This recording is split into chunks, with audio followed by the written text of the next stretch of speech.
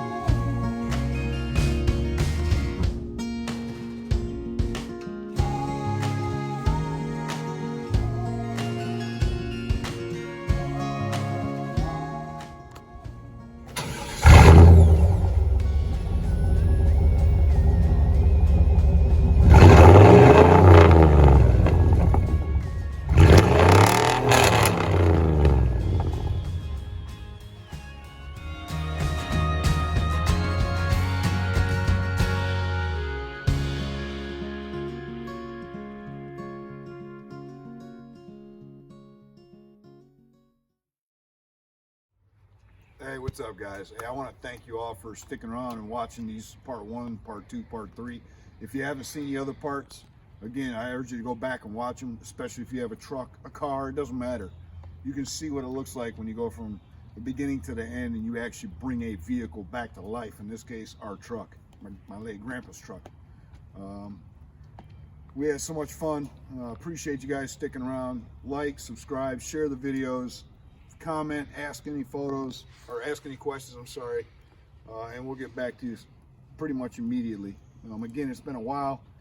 I've been kind of eager to get these videos back on here, but the weather and everything else has kind of gotten in the way of our finishing the body and painting and all that good stuff. But hope you like the video. I'll tell you right now real quick, just a little teaser. This is the topper that goes on the truck that was on it originally. Obviously, it's got the original tan color. It looks messed up right now, but it's not. I assure you, it's just the dirt. It's been sitting out here, so that's the next step and the final step to get this truck back the way it was and where it needs to be. We're going to get this topper prep, painted, clear coated, and put right back on this truck. Stick around, hit that like, guys. Really appreciate it again, and subscribe. Let me know if you got any questions. Otherwise, hey, Patriot Outdoors, Curtis, Chevy Truck Legends, we gone. Thanks.